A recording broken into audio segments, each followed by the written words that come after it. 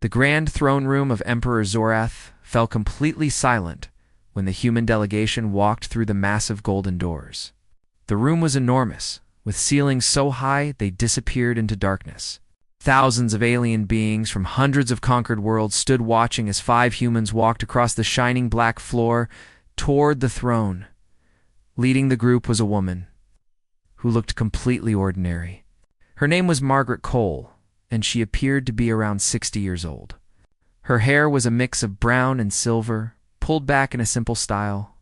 She wore a plain gray suit that looked almost boring compared to the beautiful robes and shining armor worn by everyone else in the room. She walked slowly, calmly, like someone taking a pleasant stroll through a garden. Emperor Zorath sat on his throne and studied the humans with all 4 of his eyes. He was a Velolanthe, a species that stood nearly 9 feet tall, with scales that changed color from deep purple to midnight blue.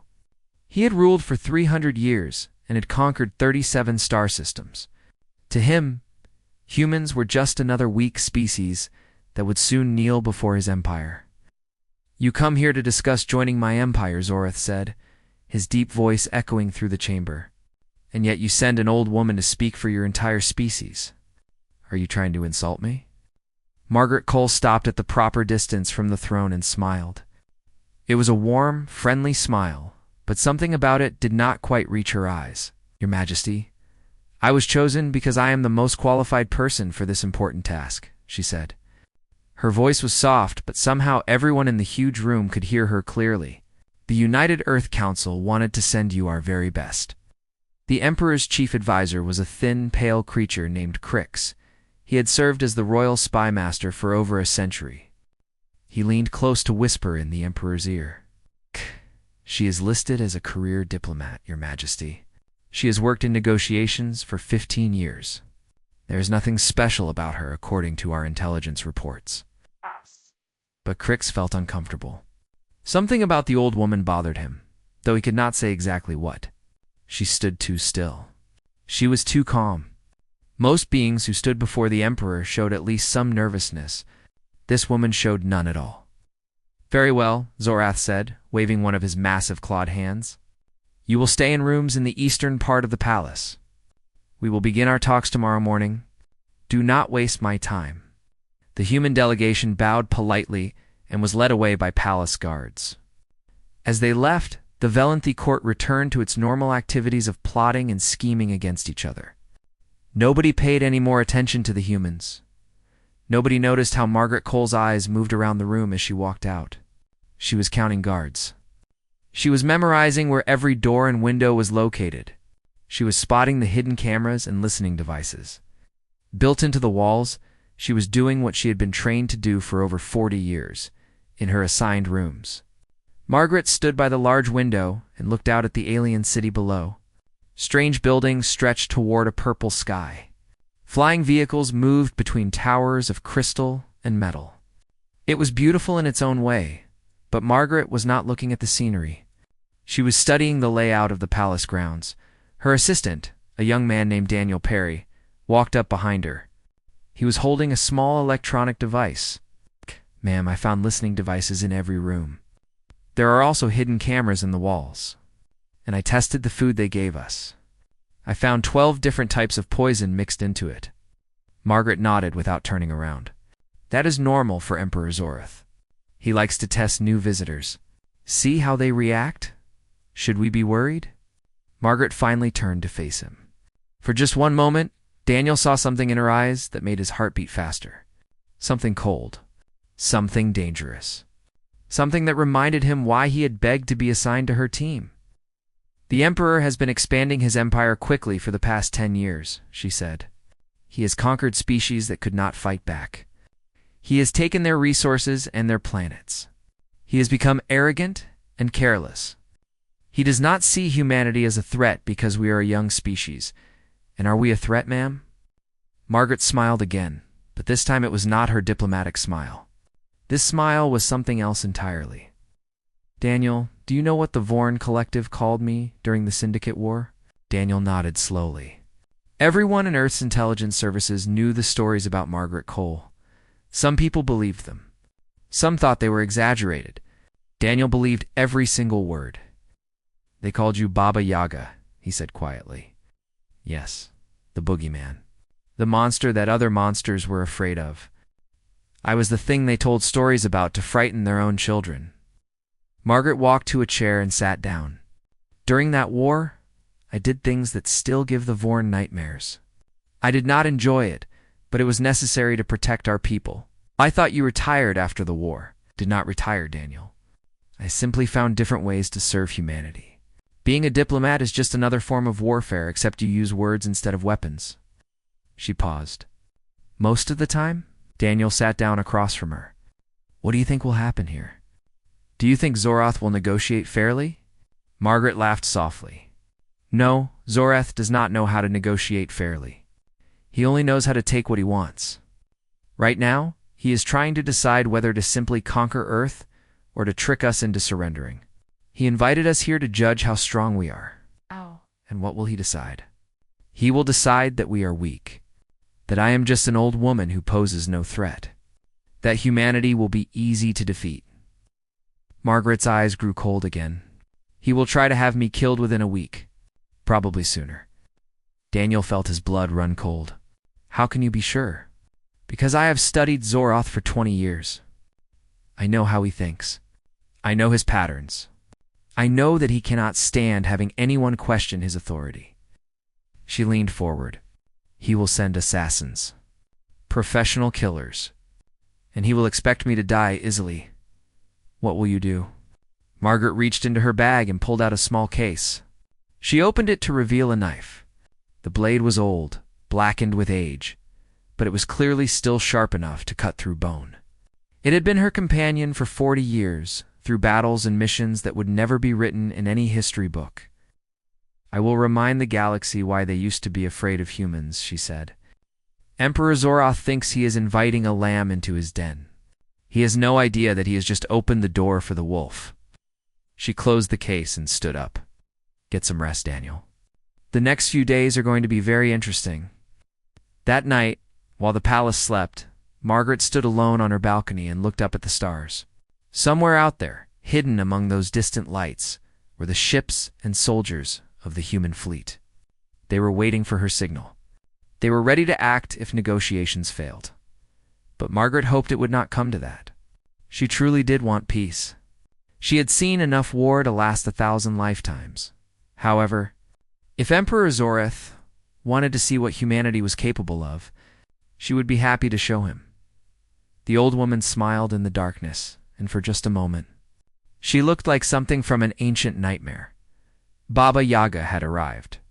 3 days passed, and the negotiations were not going well for Emperor Zorath. Every time he tried to pressure the humans into accepting bad terms, Margaret Cole simply smiled and changed the subject. She was patient. She was polite. And she absolutely refused to give him what he wanted. The Emperor sat in his private war room with his most trusted advisors. Holographic displays showed the positions of his massive fleet. Maps of conquered territories covered the walls. This room had been the center of his power for 3 centuries. She is making you look foolish, said General Thrax, the commander of the Imperial military. He was a scarred veteran of 100 campaigns, and he had no patience for diplomacy. The other ambassadors are watching. They are whispering about how a single human woman has stopped your expansion plans. Zoroth slammed his fist against the table so hard that the reinforced metal cracked. His scales had turned a dark, angry red. I am aware of the situation, he growled. The humans are more stubborn than I expected. They refuse to accept their place beneath us. Crick stepped forward from the shadows. The spy master's thin fingers were pressed together in front of his chest, and his pale eyes gleamed with cunning. There may be another solution, Your Majesty. If the lead negotiator were to suffer an unfortunate accident, the humans would be forced to send a replacement. Someone younger. Someone less experienced. Someone who would be easier to manipulate. Zoreth considered this idea. Killing diplomats was against galactic law, but such things happened all the time. The important thing was making sure no evidence pointed back to the throne. What do you have in mind?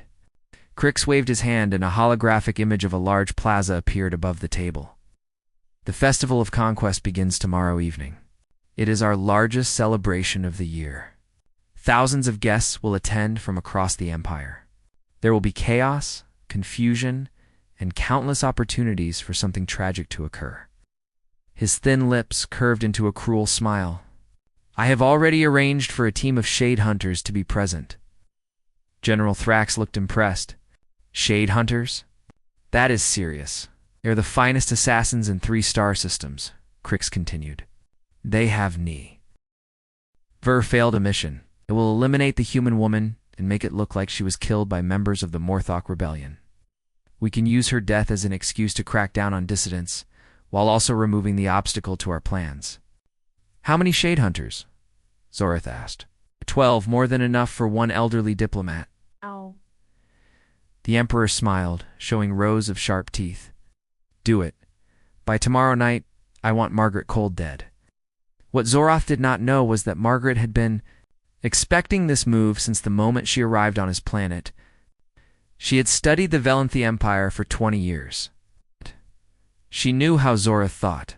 She had predicted his impatience almost down to the hour.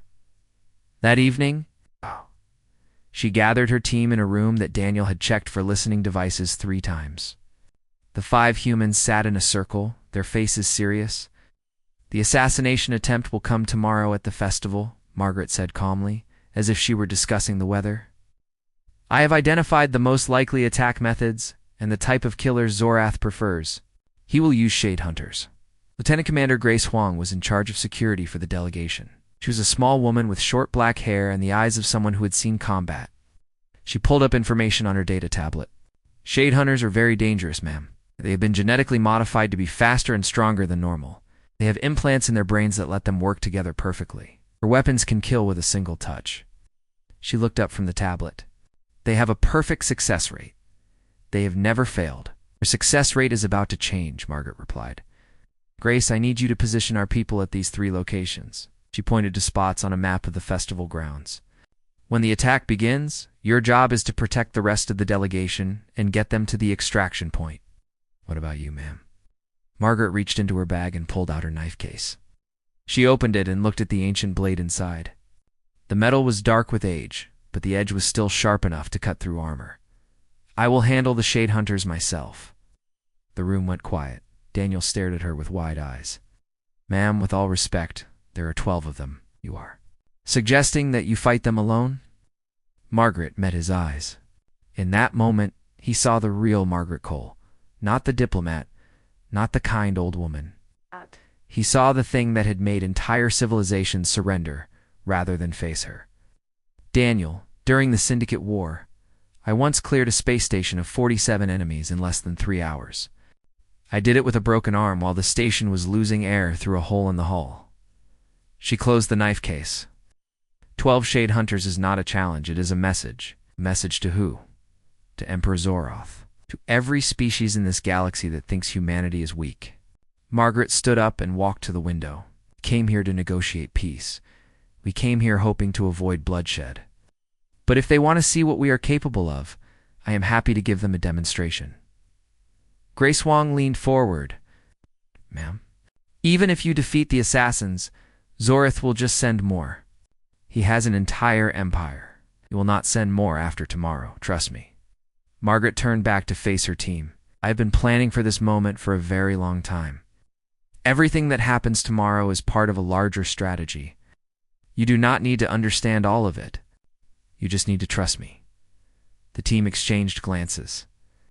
They had all heard the stories about Baba Yaga. They had all read the classified files about the things she had done to protect humanity.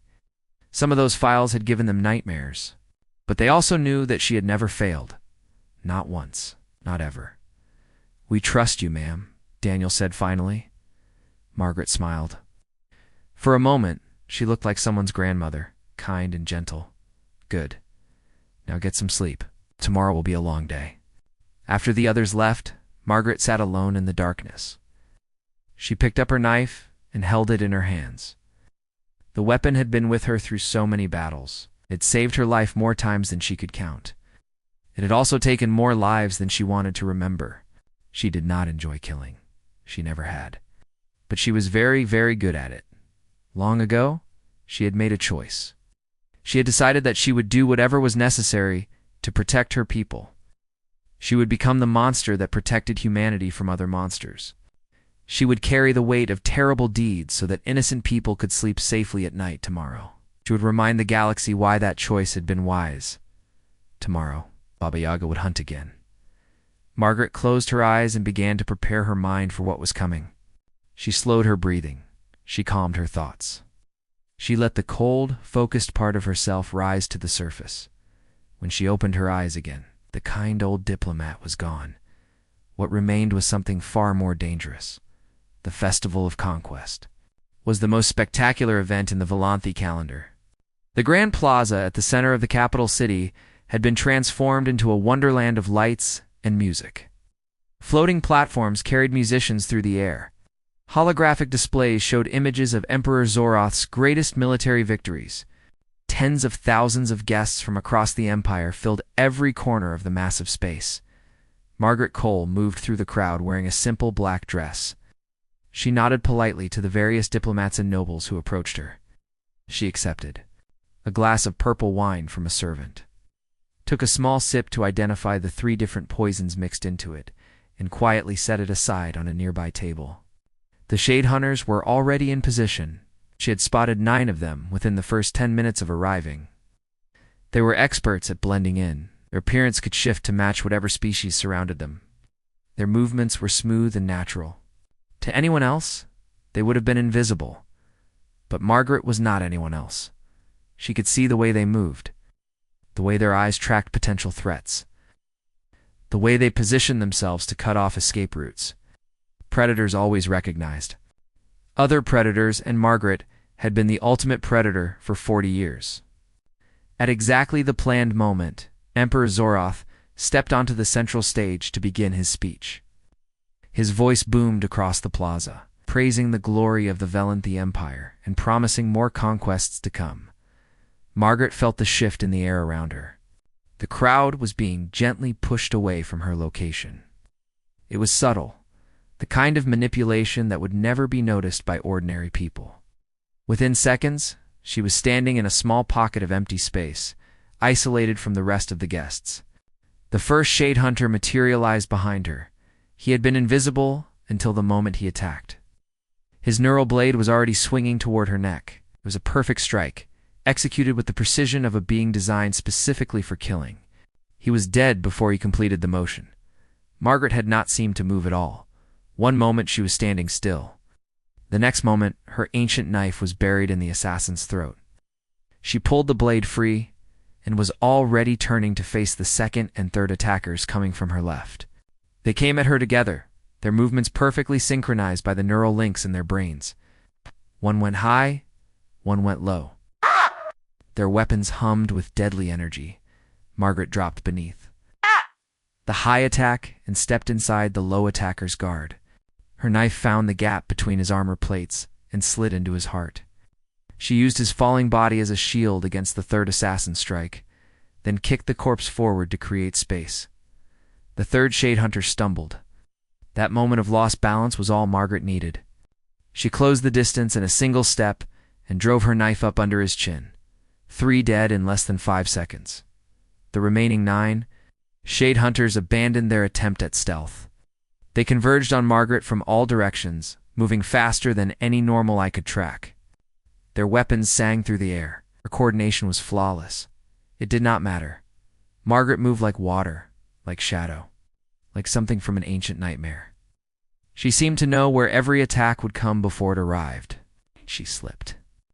Between strikes that should have been impossible to avoid, her knife found gaps in armor that should not have existed. She used the assassin's own strength against them. When one attacked, she redirected his momentum so that his blade struck his partner instead. When another tried to grab her, she twisted his arm until the joint broke, then used him as a weapon against the next attacker. The crowd around them did not notice what was happening. The festival was too loud, too chaotic. The deaths were too quick, too quiet. Bodies fell and were swallowed by the sea of guests. The seventh Shade Hunter managed to cut Margaret's arm. It was a shallow wound, barely more than a scratch. But it was the first time in 15 years that anyone had managed to touch her. During a fight, she showed her teeth in something that was not quite a smile. "Good," she whispered. "Very good." Then she killed him. The 8th and 9th Shade Hunters attacked together, trying to overwhelm her with sheer speed. Margaret caught one's wrist, broke it, took his weapon, and used it to block the other's strike. In the same motion, she drove her knife through the first assassin's eye. The 9th one tried to retreat. She did not let him. The 10th, 11th, and 12th Shade Hunters had been hanging back, waiting for an opening. They were the most experienced of the group, the deadliest. They had watched their teammates fall, and understood that this was not the helpless old woman they had been told to expect. They attacked anyway. They had no choice. Failure was not acceptable in their profession. Margaret killed the 10th one with a strike to the base of his skull. She killed the 11th by redirecting his own blade into his chest. The 12th, the leader, lasted almost 3 full seconds longer than the others before her knife found his heart. 12 Shade Hunters, the finest assassins in 3 star systems. A perfect success rate spanning 2 centuries. Dead in under 4 minutes. Margaret cleaned. Her knife with a napkin she had taken from a refreshment table. She slid the blade back into its hidden sheath. Then she straightened her dress, checked her hair, and began walking calmly toward the central stage. The crowd parted before her without quite knowing why. Something about the way she moved made people want to get out of her way. On the stage, Emperor Zorath was still speaking, still unaware that his entire assassination team had been eliminated. His spy master Crix stood behind him, watching the surveillance feeds from hidden cameras throughout the plaza. Crix noticed first. His screens showed 12 flat lines where 12 heartbeats should have been. His 3 hearts began beating faster as cold fear spread through his body. "Your Majesty," he said, grabbing the Emperor's arm. "We have a problem." Zorath stopped speaking and followed his advisor's gaze. He saw Margaret Cole walking toward the stage. But something was different about her now. The mask of the harmless diplomat had fallen away. What remained was something that made even the Emperor's ancient blood run cold. "Your Majesty," Margaret said, her soft voice somehow carrying over the noise of the festival. "I believe we should continue our negotiations. In private." Right now, Zorath's personal guards moved to stop her. They were the best soldiers in the Empire, trained from birth for combat. But Margaret simply looked at them, and something in her eyes made them hesitate. "I just killed 12 of your Shade Hunters," she said calmly. "I did it quietly because I did not want to ruin your festival. But I am happy to be less quiet, if you would prefer." The silence stretched for what felt like forever. Then Zorath laughed. It was not a happy sound. "You have made a terrible mistake, human. You are surrounded by my entire military force. My fleet circles above us. You may be skilled, but you cannot fight an empire by yourself." Margaret smiled. It was the smile of someone who knew something that no one else knew. "Your Majesty, I am not here to fight your empire. I am here to deliver a message from Earth." She held up a small device. "This is a communication relay. In about 30 seconds, you are going to receive some very interesting information." The holographic displays throughout the Grand Plaza flickered and changed. New images appeared. Images that made Emperor Zorath's scales turn pale with shock. The truth was about to be revealed. The holographic displays showed images of ships. Hundreds of ships. Thousands of ships. They were human vessels, hidden throughout the galaxy in places the Volanthi had never thought to look. Battleships the size of small moons. Carriers holding countless fighters.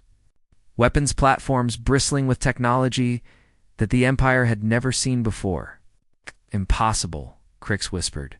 His thin hands were shaking. "Our intelligence showed that humans had fewer than 50 combat vessels. This must be fake." "Your intelligence showed exactly what we wanted it to show," Margaret said. She had walked up onto the stage and now stood only a few feet from the Emperor. The guards had not stopped her. They were too shocked by what they were seeing on the displays. "Did you really think a species could survive in this galaxy by being weak?" Did you think we could establish 100 colonies without the ability to defend them?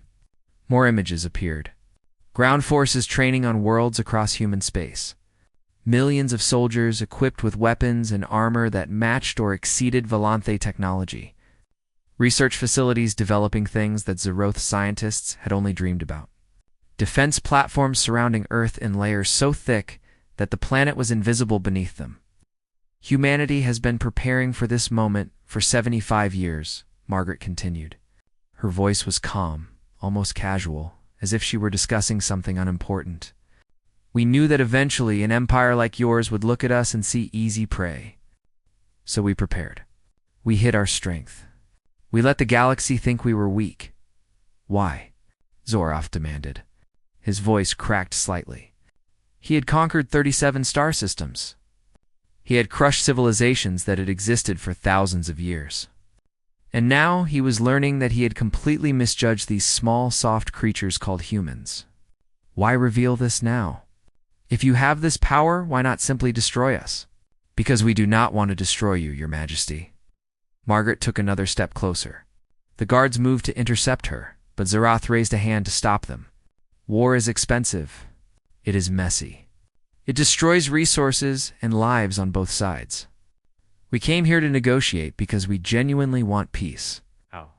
Then why the deception? Why pretend to be weak? Because we needed you to show us who you really are. Margaret's eyes met the Emperor's directly. If you had negotiated in good faith, if you had treated us as equals, you would never have known about our true strength. We would have been allies, partners, friends. She paused. But you decided to kill me instead. You showed us that you cannot be trusted, that you only understand force. Crick stepped forward, his fear momentarily overcome by his role as advisor. Your Majesty, she is bluffing. This must be some kind of trick. Computer-generated images designed to frighten us. Margaret turned to look at the spy master. Her gaze was cold and empty, like looking into the depths of space. Crix, I know your real name. I know about your 3 families on 3 different planets. I know about the secret accounts where you have hidden funds stolen from the Imperial Treasury.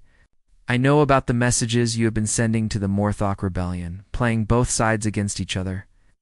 She smiled. Would you like me to continue? I have information about every person standing on this stage. The spy master's face went pale. He took a step backward. Humanity has been watching this empire for a very long time, Margaret said, turning back to Zoroth. We have agents in every major government in the galaxy. We have access to communications networks that you do not even know exist. We know your secrets, Your Majesty. All of them. What do you want? Zoroth asked. His voice was quiet now, stripped of its usual arrogance. I want what I asked for from the beginning. Peace. Fair trade. Recognition of human space as sovereign territory that your empire will not invade. Margaret spread her hands. Nothing has changed about our goals. We still want friendship with the Volanthe. We simply want it to be friendship between equals, not between a master and a slave. And if I refuse... Margaret's expression did not change, but something in the air around her seemed to grow colder. Then within 6 hours, every member of your court who authorized my assassination will receive a personal visit from someone like me. Your fleet will experience mysterious system failures. Your supply lines will be cut. Your empire will begin to collapse from within. She stepped even closer, close enough that she had to look up to meet his eyes. Not through open war. Not through battles you could fight and maybe win. Through 1,000 small cuts. Death by shadows. That is an act of war. No, Your Majesty. Sending 12 assassins to kill a diplomat at a peace festival is an act of war. What I am describing is simply pest control, Margaret shrugged. We are a young species. We cannot match your empire ship for ship or soldier for soldier. So we learned to fight differently. We became very good at making sure that attacking us costs more than any possible gain. Zoroth was silent for a long moment. He looked out at the festival below, at the thousands of guests who were watching the confrontation on the stage. His empire had been built on strength, on the knowledge that he could crush any enemy who stood against him. and now he was facing an enemy who could destroy him in ways he could not defend against. The Vorn Collective, he said slowly. They surrendered to humanity after only 3 months of war. They never explained why. They simply said they had faced something they could not defeat. They faced me, Margaret said simply. Or rather, they faced what I represent. Humanity does not fight wars the way other species do. We do not meet our enemies on battlefields for honorable combat. We find them in their homes. We find them when they sleep. We find them in the places they believe are most secure. She leaned in close, and her whisper somehow echoed through the entire plaza. We send our monsters. The silence that followed was absolute. Tens of thousands of beings stood frozen, barely breathing. I understand, Zoroth said finally. His voice was heavy, with the weight of a decision being made. We will negotiate. As equals, Margaret nodded. The cold emptiness left her eyes, replaced by the warm expression of the diplomat she had pretended to be. I think that is very wise, Your Majesty.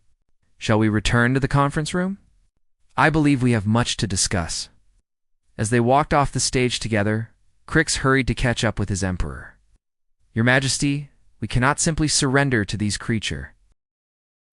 So there must be another way. Zoroth stopped and turned to look at his spy master. For a moment, his old arrogance returned. Crix, that woman killed 12 shade hunters with a knife. She revealed secrets that only 5 people in the galaxy should know. She brought our entire empire to its knees without firing a single shot from those hidden ships.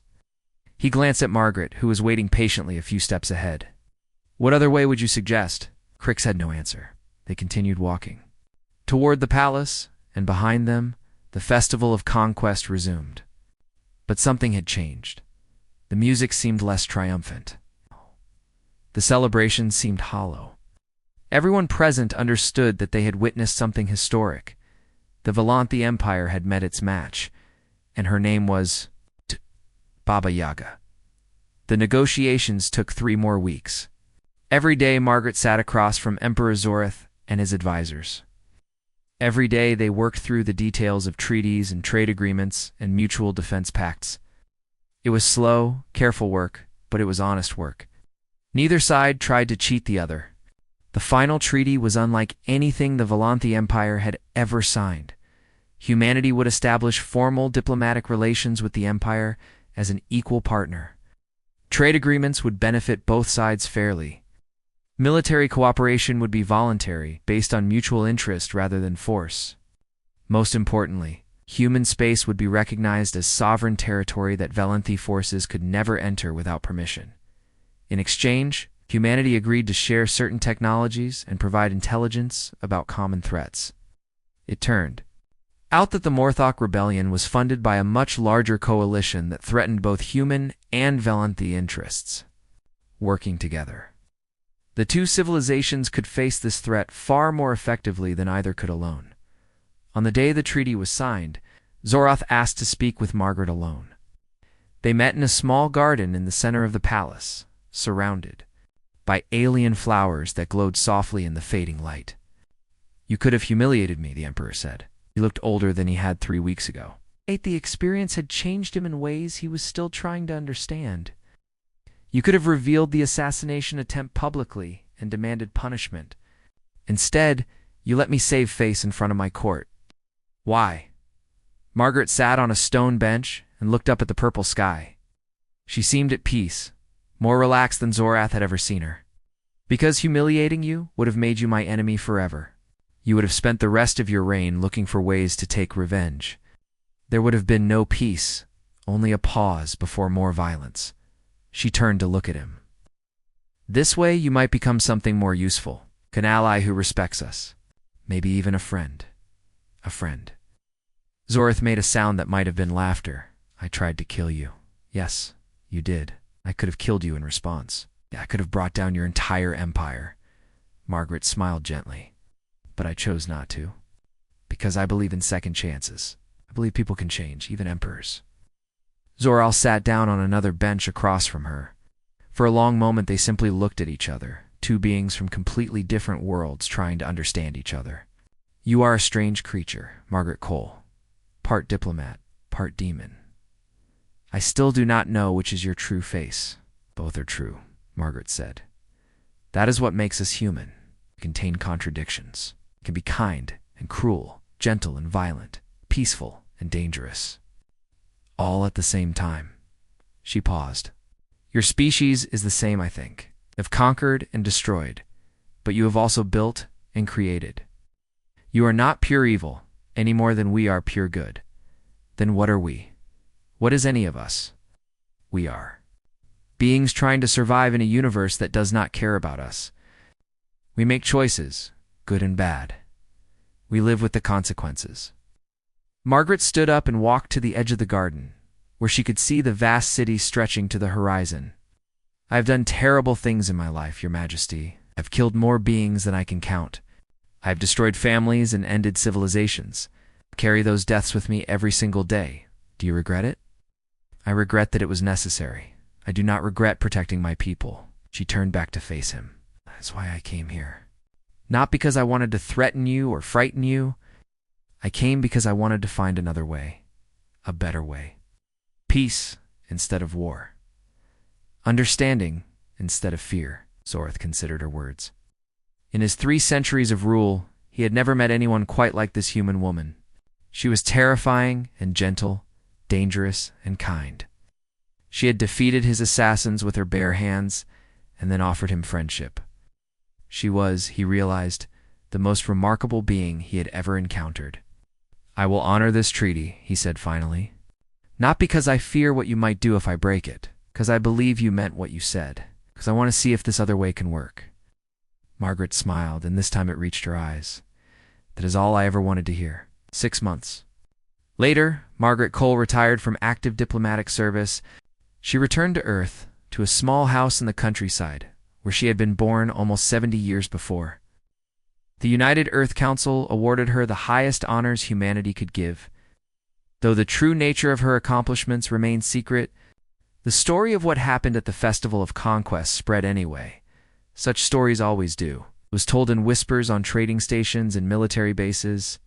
It was passed between pilots and soldiers and diplomats. With each telling, it grew larger, more dramatic, more legendary. But the core truth remained the same. A human woman had walked into the heart of an alien empire. She had faced their best assassins and defeated them all. She had stood before their emperor and made him see the truth. She had done it not with armies or fleets, but with skill and courage and an ancient knife. Species across the galaxy learned her name. They learned what it meant. They taught their children to be careful, to be respectful, to never underestimate the soft little beings called humans. Because somewhere out there, in the shadows between the stars, there were humans who had been trained for a special purpose. They were doctors and teachers and merchants during the day. But when their people needed them, they became something else. Something old. Something terrifying. And if you were foolish enough to threaten humanity, they would find you. They always found you. On Earth, Margaret tended her garden and watched the sunset. Her knife, cleaned and sharpened, hung on the wall of her study, next to awards and photographs and memories of a life spent in service. Her body was getting old, her movements slower than they used to be, but her mind was still sharp, and her eyes still saw everything. Her granddaughter visited sometimes, a bright young woman named Lucy, who was studying to be a pilot. She asked her grandmother for stories about space, about the aliens she had met, and the places she had seen. Margaret told her the happy stories, the funny ones, the tales of strange foods and stranger customs. She never told her about the darkness. Some knowledge, she hoped, would never need to be passed on. But the knife stayed sharp, just in case. And somewhere far away, on a planet that circled a purple sun, Emperor Zorith sometimes looked up at the stars and wondered about the old woman, who had changed his understanding of the universe. He had ruled for 300 years, had conquered. Dozens of worlds, had believed himself the most powerful being in the galaxy. Then he had met Margaret Cole and learned that true power had nothing to do with armies or weapons. True power came from being willing to do whatever was necessary to protect the things you loved. True power came from looking into the darkness and refusing to blink. He kept a holographic image of her in his private chambers. It showed her as she had looked on the stage at the Festival of Conquest, small and gray-haired and utterly unafraid. He looked at it when he needed to remind himself that size and strength were not everything. The galaxy was vast and full of wonders and terrors. Empires rose and fell like waves on a cosmic shore. Species came and went, leaving nothing behind but dust and memories. But some stories lasted longer than others. Some legends refused to die. And on 100 worlds, in 1,000 languages, beings still told tales of the human witch who lived in the shadows.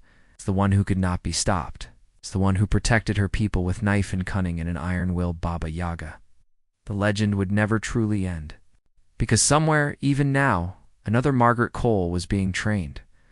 Another protector was learning the old skills.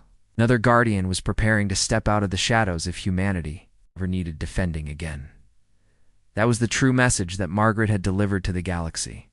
Humanity would always have its monsters, and its monsters would always be watching.